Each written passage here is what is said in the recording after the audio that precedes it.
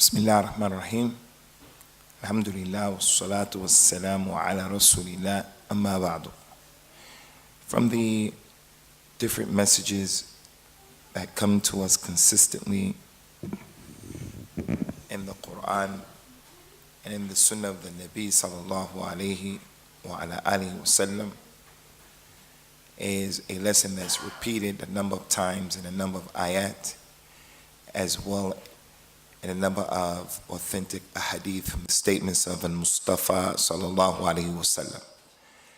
The fact that the issue was mentioned multiple times is a sign and an indication of the importance of the message. The fact that the Nabi sallallahu alayhi wasallam called to a tawheed for 23 years straight is a sign and an indication for those who have intellect and for those who reflect. The fact that we have a number of ayat in the Quran being mentioned multiple times, like فَبِأَيِّ آلَاءِ رَبِّكُمَا تُكَذِّبَانِ from Surah Ar-Rahman, that repetitive way in which the ayats come in that ayat, they show and indicate the importance of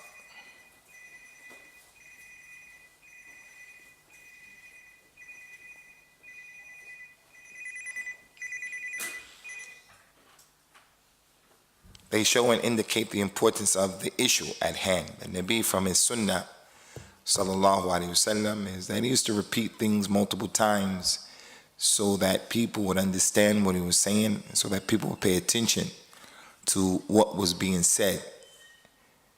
He told the people the religion is giving good advice. Ad-dinu nasiha, ad-dinu nasiha, ad-dinu nasiha. And he repeated it 3 times. Aisha radiallahu anha used to criticize the people from the companions when she saw that some of them were not taking time out to repeat what they were teaching the people. And she said that repeating things was from the Sunnah of the Nabi sallallahu alaihi wasallam. So the point of all of that is, if a message is being repeated over and over and over again, then the one who reflects and ponders upon the message of the Quran will grasp what we want to talk about today, the importance of what we were talking about today.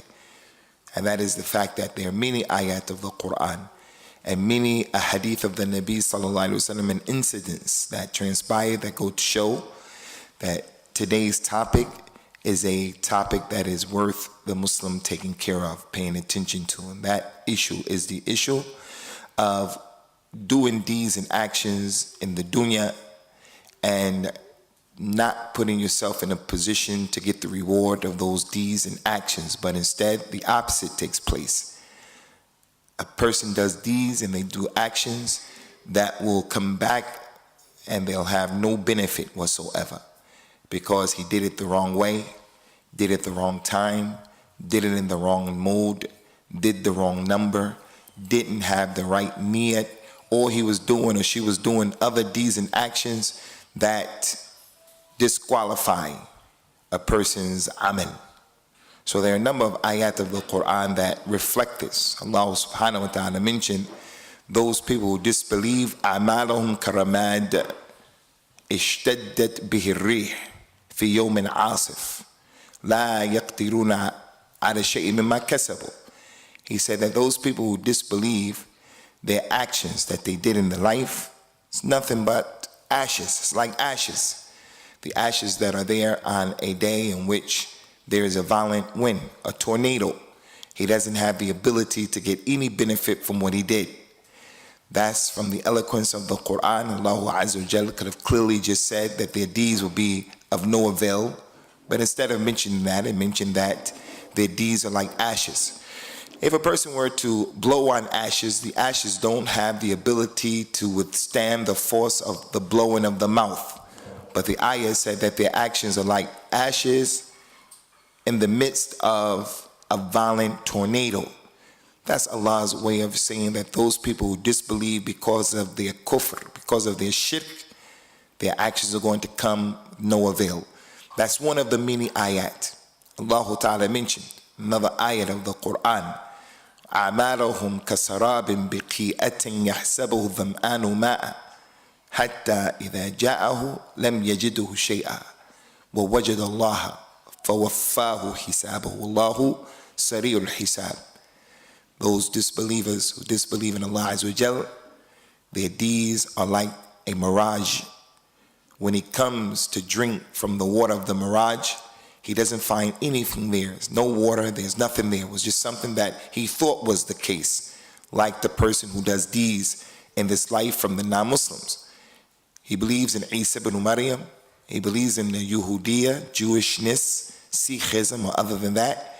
And they try to do some good deeds here and there, and they believe that Yawmul Qiyamah, once they die, they're going to get some reward. Allah Azza wa Jalla established in this ayah that their deeds is just a mirage. When they finally come to the mirage, they don't find anything there, no water, but instead they find Allah, meaning after their death, they find the hisab of Allah Azza wa Jalla. And Allah Azza wa Jalla is quick to bring people to account. He mentions subhanahu wa ta'ala, وَلَا تَكُونُوا كَالَّتِي نَقَدَتْ غَزْلَهَا مِنْ بَعْدِ قُوَّةٍ أَنْكَاثًا. Do not be like the lady who knitted something, a sweater. She spent a long period of time meticulously trying to put together a knitted sweater, a blanket, and then after completing the task, she rips it apart. Allah Azza wa Jal gave that example and said to the people, don't be like that lady who works meticulously and makes a lot of effort to get some rewards, but again, because of something that the person is doing or not doing, like in this case, ashirk billah, the deed comes for no avail, has no benefit. So the point is, there are many ayat of the Quran like that. Not the three that I mentioned, many ayat. Allah Ta'ala mentioned, وَقَدِّمْنَا إِلَى مَا عَمِلُوا مِنْ عَمَلٍ فَجَعَلْنَاهُ هَبَاءً مَنْثُورًا. We're going to come to what they put forth, Yawmul Qiyamah. We're going to come and bring it to account. And we're going to make their deeds like scattered particles. All of the effort that they made, whether the people were Muslims or kuffar, they weren't doing the thing the right way. They didn't do the thing the right number of times. They didn't do it in the right mode. They did it in the wrong place. Whatever the case is, Allah Azza wa Jalla is going to render what they did of no avail. So the message here is, no one should allow himself or herself to come Yawmul Qiyamah and they fall into that trap of making a lot of efforts, and the efforts, they have no avail. And there are many things that will render the deeds to be of no avail. Another ayah, Allah Ta'ala mentions in Surah Al-Kahf, the end of Surah Al-Kahf, قُلْ هَلْ نُنَبِّئُكُمْ بِالْأَخْسَرِينَ أَعْمَالًا. Tell them, Ya Muhammad, should I not inform you people of this ummah, of those people who are the worst in deeds? الَّذِينَ ضَلَّ سَعْيُهُمْ فِي الْحَيَاةِ الدُّنْيَا وَهُمْ يَحْسَبُونَ أَنَّهُمْ يُحْسِنُونَ صُنْعًا. They are those people who do deeds and they think that they're doing good and putting forth good, but their deeds will be rendered null and void. أُولَٰئِكَ الَّذِينَ كَفَرُوا بِآيَاتِ رَبِّهِمْ وَلِقَائِهِ فَحَبِطَتْ أَعْمَالُهُمْ فَلَنْ نُزِيدُ لَهُمْ يَوْمَ الْقِيَامَةِ وَزْنًا. They are those people who disbelieved in the ayat of Allah and they disbelieved in the meaning of Allah, and as a result of that, we won't give their deeds any weight Yawmul Qiyamah. So the point, Ikhwani, brothers and sisters, is this a message that is consistent in the Quran, and it's a message that indicates things have to be done the right way in Al-Islam. As for the Sunnah, hadith wala haraj, there are just too many examples of how the Nabi sallallahu alaihi wasallam addressed issues where people were doing things and he informed them, you're doing it the wrong way and you're not going to get the reward. Although their niyyah was correct and they had ikhlas to Allah, but again, they didn't do it in the right way, they didn't do it in the right time, they didn't do it in the right mode, they didn't do it in the right number, which is emphasis on the importance of people doing actions and getting the most out of their actions and not being of the people who do a lot of actions and there's no reward. The famous hadith of the man who was messing up in his salat. The ulama of al-hadith call this hadith Masi Salatu, al-Masi Salatu, the man who messed up in the prayer. He came into the masjid and he prayed 2 rakats. And many people are this man in regards to salat and other actions. But it was profound that it happened in the salat which is the best deed that people can do in the course of the day, as the Nabi told the people sallallahu alaihi wasallam. As-salat khayrul mawdu', faman istata'a an yastakthir falyastakthir. The salat is the best thing that you can do. So anyone who has the ability to make a lot of prayers, then let him make a lot of prayers. So it's the one issue that on a daily basis, there's nothing more important than the salat. Nothing under the sun, nothing above the earth that's more important than the salat, other than the person's tawheed. Is saying, La ilaha illallah Muhammad Rasulullah. But concerning the actions, La ilaha illallah is an action of the heart. It's not something that is manifest on the limbs in terms of its expression. In terms of your actions with your arms and your legs, your tongue, your limbs, the salat is the most important thing that you can do. It's the first thing that Allah Azza wa Jalla is going to ask the people about. It is the most important issue. And yet, despite that, the vast majority of Muslims don't pray. And those who do pray don't pray the right way. And it's the most important issue. So if this is the case with the salat, you can make qiyas, or analogy, on the rest of the deeds. That man came into the masjid and he prayed 2 rakats very quickly, without taking his time, without concentrating, without keeping his back straight, without making prostration in an easy and relaxed fashion. After completing the 2 rakats, he went to the Nabi and said, Assalamu alaikum. The Nabi said to him, Alaikum salam, go back and pray because you didn't pray. The man went back and repeated his salat, 2 rakats, the same way, very quickly, without giving its concentration and its hot. After completing, he went, Salamu alaikum. The Prophet said, Wa alaikum salam, go back and pray. You didn't pray. He did it 3 times. The companion was not arrogant. After the 3rd time, he saw he wasn't getting it right. He didn't just allow himself to stay on ignorance. After the 3rd time, he said, Ya Rasulullah, this is what I know. This is the salat that I know. This is what I was taught. Whoever taught me, this is how I learned. That's how I learned to pray for my parents. That's how I learned to pray for my environment. Doesn't make it correct that that's what happened with you. What is correct is what the Nabi sallallahu alaihi wasallam showed the people when he told them, pray the way you see me pray. So the Nabi proceeded to tell the man, if you want to make salat, then make a good wudu, which shows the salat actually begins before the actual salat. It's a state of mind. He said, if you want to pray, then make a good wudu. And then after making the wudu, face the qibla and say Allahu Akbar. And then after saying Allahu Akbar, read what's easy for you to read and recite from the Quran. After that, say Allahu Akbar, and then go into ruku'. And stay in ruku' in a relaxed fashion and manner. And then after that, come up and say Sami Allah liman hamida. And then say Rabbana wa lakal hamd. And then stand up and stay standing up in a relaxed fashion. And he went through the whole prayer, verbally telling the man what to do. So the point of this particular hadith and this incident is the man prayed, and yet the Nabi sallallahu alaihi wasallam told him, verily, you didn't pray. Go back and pray. But he did pray. But he didn't pray the salat of al-Islam. The Nabi sallallahu alaihi wasallam said about the fasting, رُبَّ الصَّائِمْ لَيْسَ لَهُ مِنْ صِيَامِهِ إِلَى الْجُوعِ وَالْعَطِشِ. It may be that the person who's fasting, during the course of his fast, he doesn't accomplish anything other than he makes himself hungry and thirsty. Because although he is holding back from the food, he or she may not be holding back from the other issues that will render the sawm null and void. So the person may fast, but they don't get the reward of the fast because they didn't do it the right way. They didn't do it in the right place. They didn't do it in the right time. They didn't do it in the right mode. As for the importance of the time, because in Islam, the ibadat, the acts of worship, they are what the ulama call tawqifiyah. Tawqifiyah, that's a word that we should add to our vocabulary, students of knowledge. Tawqifiyah, tawqifiyah.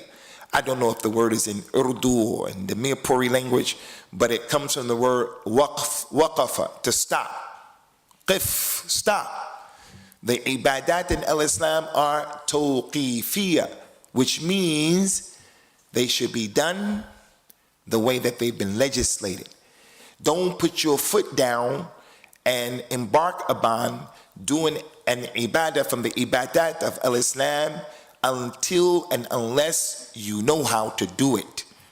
recently, as it happens every year, in the Masjid of Green Lane, doing the conference in Urdu, the man stands up there and he gives that poetry thing like that. I don't think that they ever say things of shirk. I think that they mention those things in which they're praising the Nabi sallallahu alaihi wasallam, hopefully in a way that is legislated. But before I embark upon such a way of praising the Nabi sallallahu alaihi wasallam, whether it's anashid, whether it's acting, whatever it is, I want to do a skit in which I'm going to play Musa or something like that. The person has to know ad-da'wa ilallah tawqifiyya. Defending the Nabi sallallahu alaihi wasallam. How do I defend him? Is tawqifiyya, because defending him is ibadah. It's from the best ibadah to defend the Nabi. So I'm not allowed to defend him any way I want to defend him. I can't worship Allah any way. Allah made that haram in al-Islam. And he made the sunnah of the Nabi sallallahu alaihi wasallam that the Nabi worshipped Allah with knowledge, and the people who are upon his religion worship Allah with knowledge. Allah Ta'ala told the Nabi, قُلْ هَذِهِ سَبِيلِي أَدْعُو إِلَى اللَّهِ عَلَى بَصِيرَةٍ أَنَا وَمَنِ اتَّبَعَنِي. Tell them, Ya Muhammad. Tell the non-Muslims and tell the people, this is my way, al-Islam. I call to Allah with knowledge. I call to Allah with knowledge. Me, I do that, and those people who follow me. We don't call to Allah based upon ignorance. We don't call to Allah based upon culture. We don't call to Allah based upon his being, our ideas. The man was an ignorant man from Yemen, a Bedouin man from Yemen, traveling through the mountains of Yemen. He met on the passageway a Yahudi. He doesn't like the Yahudi because of the position of the Yahud in the Quran. They killed the Anbiya, they gave Musa all kinds of problems. They've been mentioned. Their hasad and their haqq against Islam, the people of Islam. So the Muslim man from Yemen, he meets the Yahudi man in the narrow passageway in the mountains of Yemen. He pulls out his knife that those Yemenis have, and he says to the Yahud, you better become a Muslim. You better become a Muslim. I'm going to deal with you right now. The Yahudi said, okay, I'm ready to become a Muslim. What should I say? He said, I don't know. I don't know what you should say. I don't know what you should do. The important thing is you just have to become a Muslim. The important thing is I'm just going to defend the Nabi sallallahu alaihi wasallam. The important thing is I'm going to show my love for the Nabi sallallahu alaihi wasallam by doing anything and saying anything. Ibadat in al-Islam, tawqifiyya. The time, the place, the mode. All of you know from the sunnah of the Eid al-Adha and the Eid of al-Fitr is that there are distinctions between both of them. In terms of the time, Eid al-Fitr is done and is delayed after Salat al-Fajr. People should try to delay it.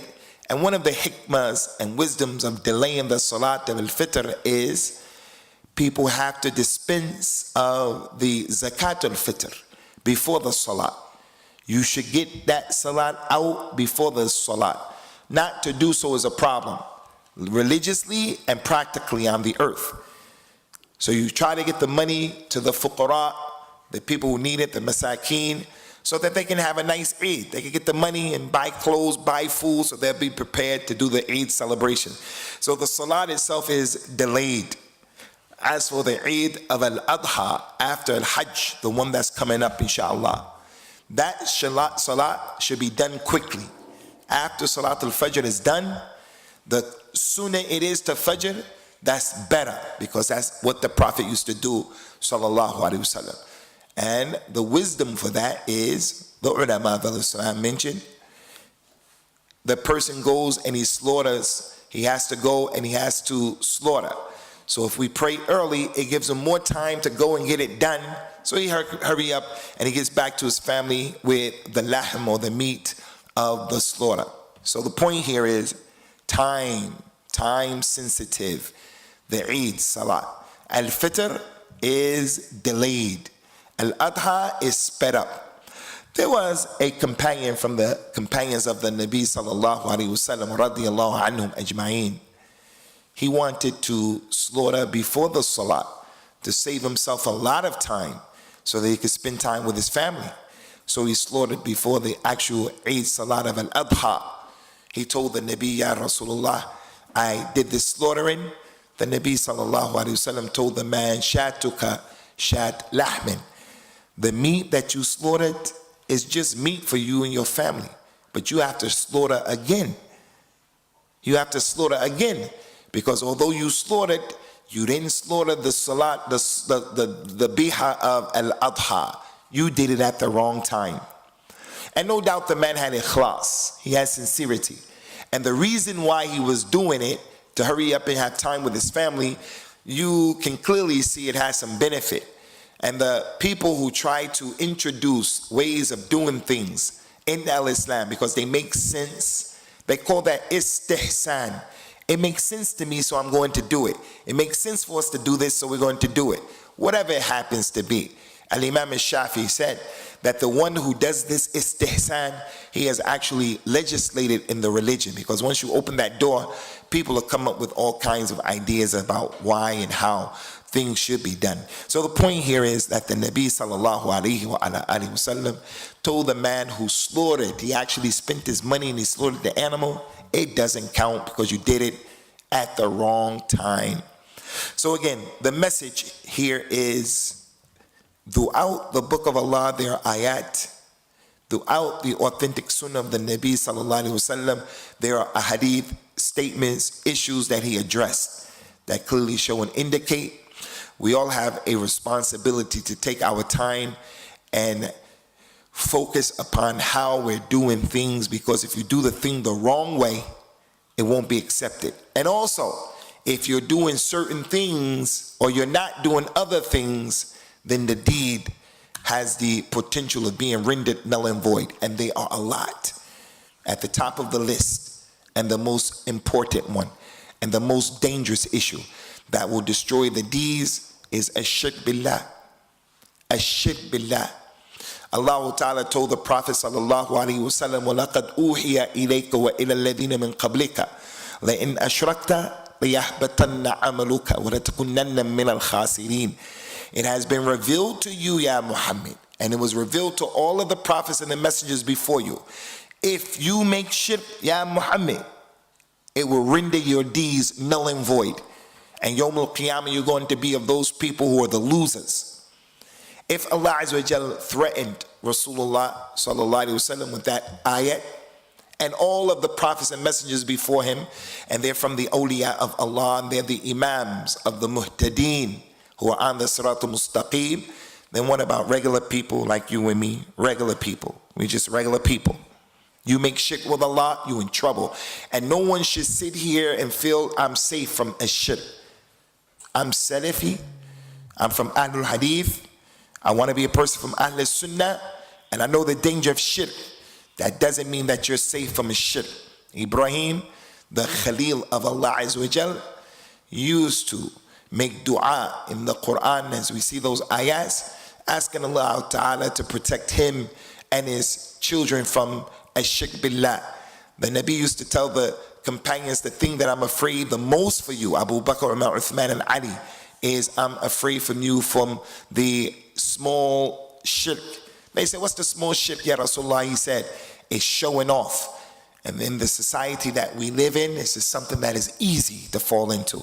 Not to mention the other hidden forms of shirk that people do and say that they don't even realize that it's shirk. Another issue of those deeds and actions is innovation in the religion. The hadith of Aisha, that's in Bukhari and Muslim. The Nabi sallallahu alaihi wasallam told the people, anyone who introduces something in this religion that's not from it, it will be rejected. In another hadith, he said, anyone who does an action that's not from our religion, it will be rejected. So the person comes with a lot of efforts that he considers to be from the dhikr of Allah. He wants to make al-Hajj. Al-Hajj is coming up. When he arrives in Mecca, he comes up with the brilliant idea.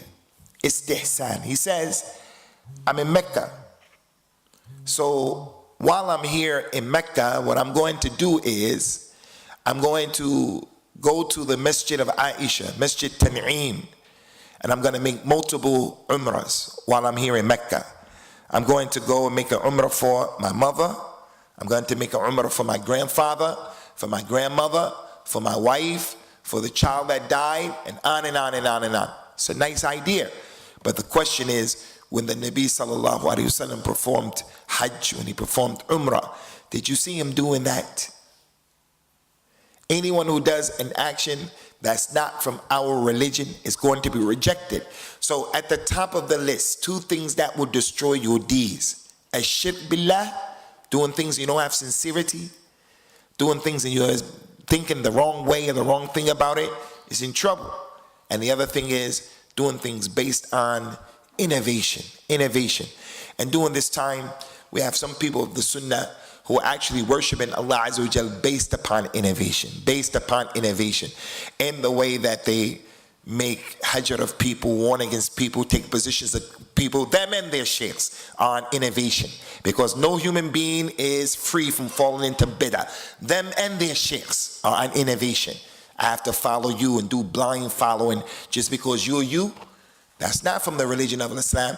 I do blind follow and I don't have the ability to figure out the situation. But in this case, I got the ability and I don't agree with you. And you and your sheikh come and you tell me, if I don't do that thing, then something's wrong with me. That's an innovation. From the innovations, ikhwani, all the problems that will render a person's deed null and void is the salat itself.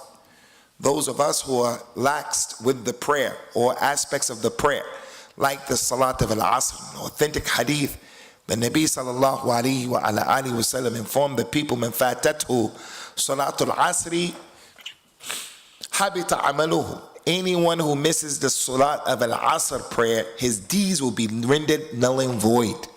Allah commanded in the Quran, hafidhu ala salawat wa salat al-asr wa qum lillahi qanitin. Take care of all of the prayers, but specifically take care of the middle prayer, the salat of al-asr, and stand up to Allah in obedience. Stand up in the prayer with concentration and pray the right way. ألم أقل هذا حافظوا على الصلوات والصلاة الوسطى وقوموا لله قانتين. So the point here, ikhwani, is if a person misses Salat of al-Asr, which is mentioned in this particular ayat, stand up for the prayer, take care of the prayer, and take care of the middle prayer. Some of the scholars of Islam, they said that the middle prayer was the Fajr prayer. Some of the ulama said that the middle prayer in this ayat is the Dhuhr prayer. Some said it's the Maghrib prayer. Some said it's the Isha prayer. And they all have their point of view. Each one, they have the reason why they said that. Someone may sit there and say, how could this issue be an issue of ikhtilaf? It's the way they looked at it.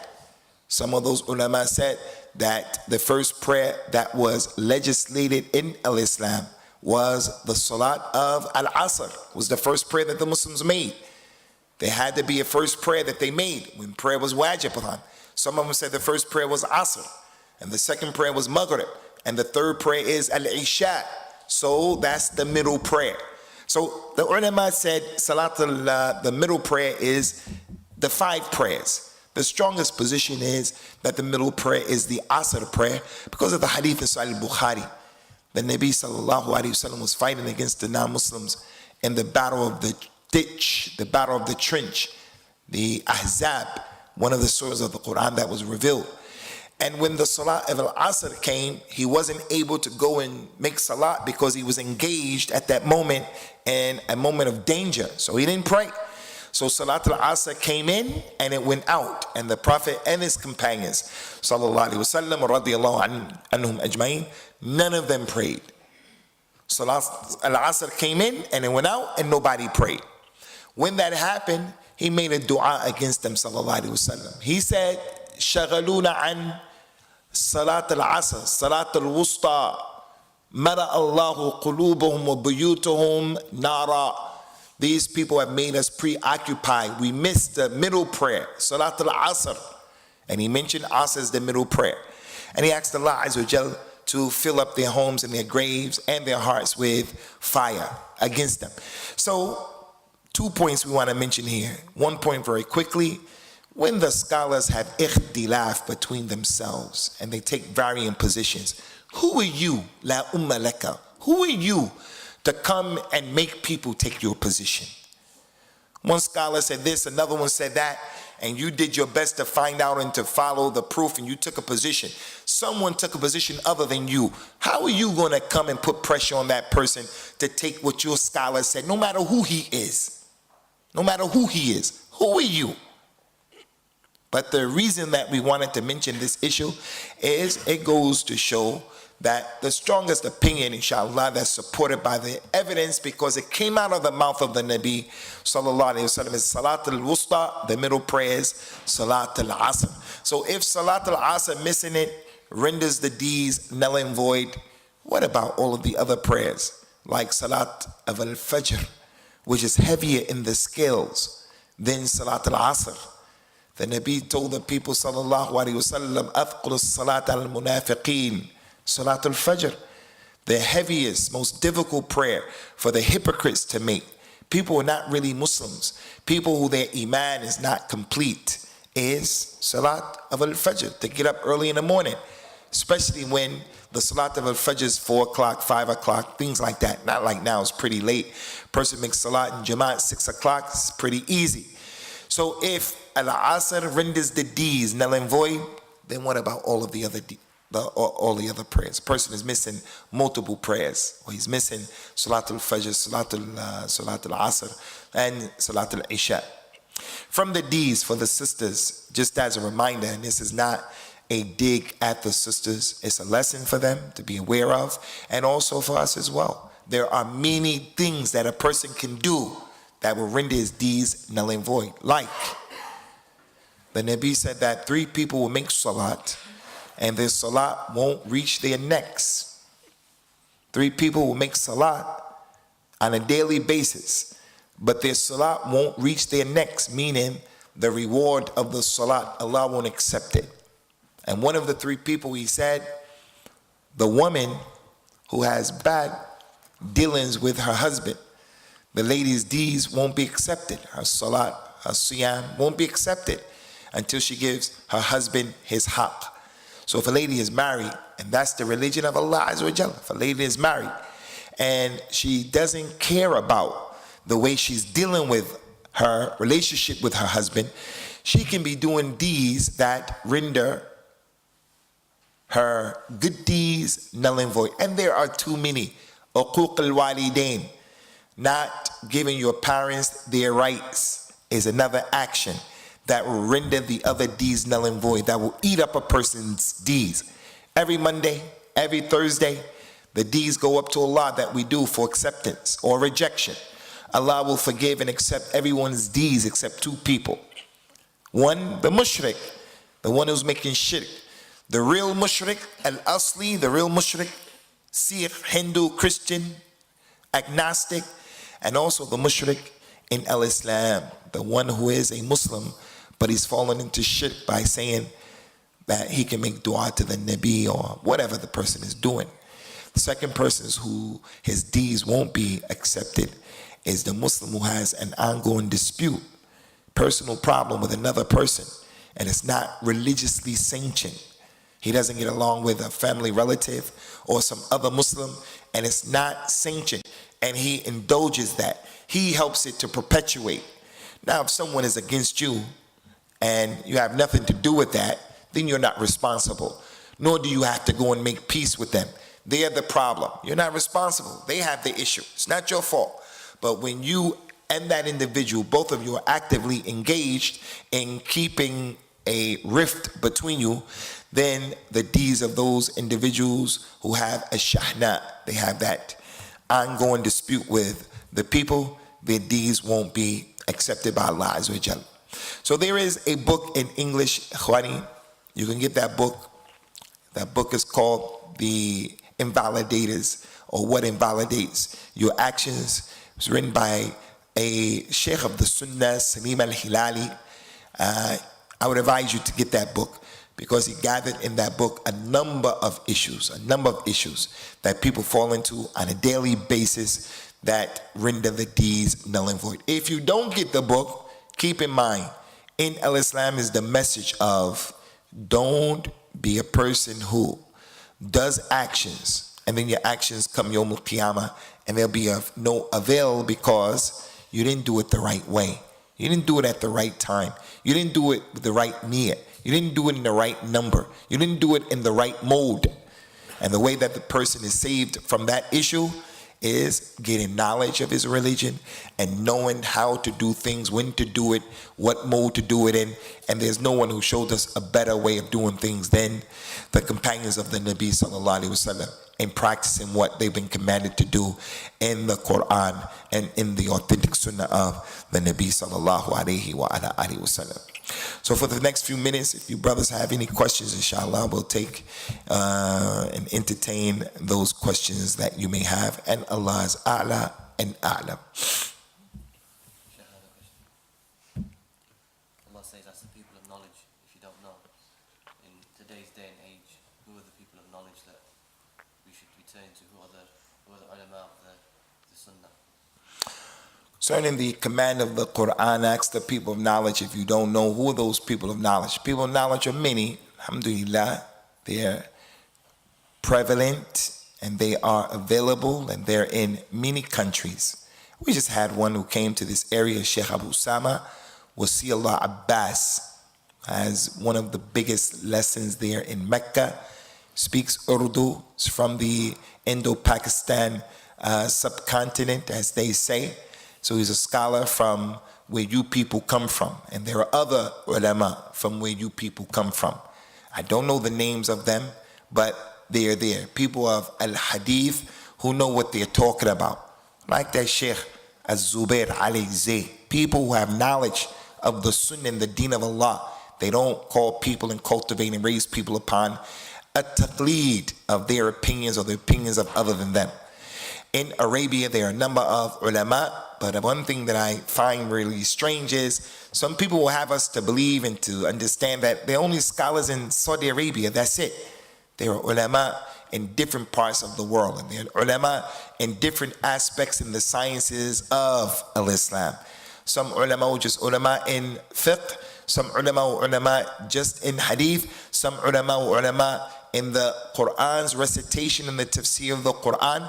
But from those ulama who we're connected to, who are relevant, who we hear their names quite often, are those scholars from Saudi Arabia like Sheikh Abdul Muhsin al-Abbad, Sheikh al-Fawzan, and Sheikh al-Luhidan. But again, they're not the only scholars in the world, and not only that, are they not the only scholars in the world, but you will find some of the ulama, like the ulama in Pakistan, for an example, in India, who they're not on any of those madhahib and give fatwas based upon what the madhab say. But they give fatwas based upon the dalil, and wherever the dalil goes, that's where their fatwa happen to be, without any connection to any madhab. As for the scholar who has a madhab, like the scholar of Saudi Arabia, Hanbali, believe that they make ijtihad and they give their rulings based upon ijtihad, but a lot of times we're not interested in what the madhab has to say, because we're not interested in worshiping Allah in that particular way. So the point here is there are a number of scholars from every or many continents and countries. It's our job to find those people who just are giving dawah to the Sunnah and to the Kitab. And Allah knows best. Any more questions, Ikhwani? Naam, Sheikh. In the Salah, you said there should be calmness here when you're sitting down and going to go. How far can you go if you stand and walk like that? And can one actually go to a extent where you can say laziness in your Salah? How far what? How far can you go? For example, from one side to another, you can wait. Or you stand it not slow because you're creating a calmness. And it can go to the extent where you can say there is laziness in your Salah. Well, it depends on everybody. First of all, the Nabi told the people, sallallahu alaihi wasallam, أسرق الرجل الذي يسرق صلاته لا يتم ركوعها ولا سجودها. The biggest thief is the man who steals from his salah. He doesn't give the bowing its right, and he doesn't give the sajda its right. He's quick in it. He said in another hadith, sallallahu alayhi wa ala alihi wa sallam, ما من امرئ مسلم تحضره صلاة مكتوبة فيحسن ركوعها وسجودها ووضوعها إلا كانت كفارة لما قبلها من الذنوب مَا لَمْ تُؤْتَى الْكَبَائِرِ. There is no Muslim person who, when the wajib fard prayer comes, he takes care of the ruku', he takes care of the sujood, he takes care of the wudu. Anyone who does that, except the salat that he prayed, it is a kafara for the sins that went before. It wipes off the sins that went before as long as he stays away from the major sins. So if he falls into major sins, his salat doesn't wash them away. He has to make tawbah to Allah Azza wa Jal. All of that shows the importance of praying with discipline. As for how long should I be in ruku' and how long should I be in qiyam? Because if I'm in that position for a long time, it may be just laziness. La wallahi, that's not the case. Abdullah bin Mas'ud said that he was praying with the Nabi sallallahu alaihi wasallam, and he read Surah Al-Baqarah, Surah Ali Imran, Surah An-Nisa, Surah Al-Ma'idah. He read all of that in one rak'ah standing up, and then he made ruku', and he stayed in ruku' for the same amount of time of the qiyam, and then he stood up, and then he went in sajda for the same amount of time that it took him to read all of that. Abdullah bin Mas'ud said, فَأَصْبَحْتُ أُظَنُّ السُّوءَ. I began to think something negative. What was negative? Man, I'm getting out of this salah. He started saying to himself, man, I ain't praying this long. I'm getting out of this salah. I'm down in the sajda all of that time. It wasn't a wajib prayer, so he started thinking, this is not wajib, it's too much for me, I'm not Rasulullah, I'm getting out. He said that was an evil thought to him. He said, but he kept going through the prayer with the Nabi sallallahu alaihi wasallam. So that shows and it indicates what? That the Nabi stayed in the salah for a long time. For a long time. So he says sallallahu alaihi wasallam about the sajda, aqrabu ma yakun al-abdu ila rabbihi wa huwa sajid fa akthiru fihi min ad-du'a. The closest that the slave is to his Lord is when he's in sajda. So make a lot of dua in sajda. If you're praying by yourself, you can make as much dua you want to make, and you're in sajda. So the answer, how long should my sajda be? How long should my ruku be? It's relative. It goes back to you. It goes back to the prayer that you're making. Who's behind you? What time is it? What's in front of you? Are you on your lunch break? And all of those issues.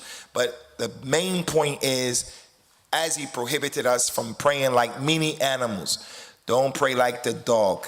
Don't pray like the fox. Don't go down like the camel. He told us don't pray like many of the animals. And one of the animals he told us don't pray like the chicken, who goes down very quickly when he pecks to pick up the food from the ground. Whatever the case is, try to make a salat that is easy and comfortable, in which you're not rushing. And Allah, Rabbi, is Ala and Alam. Any more questions, Ikhwan? If any of the sisters have questions, just pass a paper around to the front, inshallah.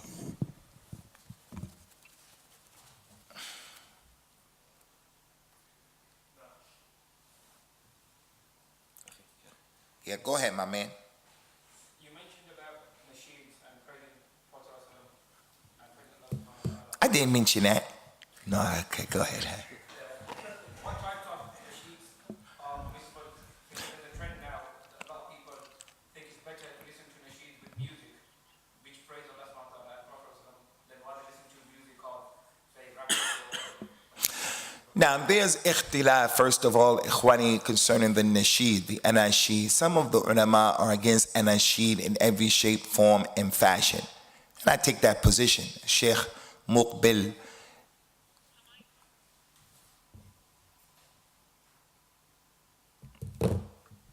was from those ulama who said straight up and down, like 6 o'clock, anasheed are not permissible.